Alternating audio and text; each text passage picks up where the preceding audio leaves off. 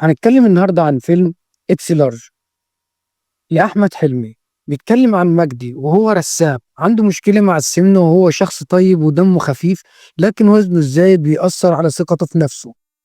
طول الفيلم بنشوفه بيداري إحساسه بالوحدة بخفة دمه، لكن في الحقيقة بيحلم يعيش حياة طبيعية ويلاقي الحب. الفيلم بيبدأ بمواقف كوميدية عن معاناته اليومية مع اللبس والحركة، وبيوضح قد إيه الموضوع ده مأثر على نفسيته. بعد كده بنكتشف إن في بنت كان بيحبها في طفولته، اللي هي دنيا سمير غانم. رجعت من السفر، بس المشكلة إنها ما تعرفش إنه بقى وزنه كده، فبيخبي عليها الحقيقة وبيحاول يمثل إنه عايش الحياة عادي.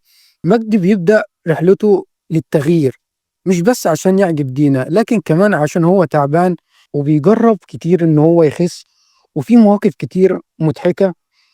وفي وسط ده كله بيحس بصعوبة انه يغير من نفسه، لكن في الاخر بيتعلم ان التغيير الحقيقي لازم يكون عشان نفسه مش عشان حد تاني. الفيلم مش مجرد كوميدي عن الوزن، لكنه كمان بيناقش فكرة تقبل النفس والصراع الداخلي اللي بيحصل لما الواحد يحس انه مش متقبل شكله. احمد حلمي لعب الدور باحساس عالي جدا، وقدر يخلينا نضحك ونحس بمعاناته في نفس الوقت.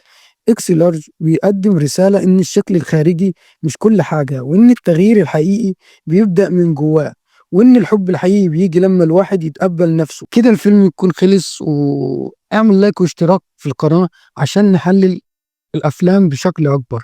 السلام عليكم.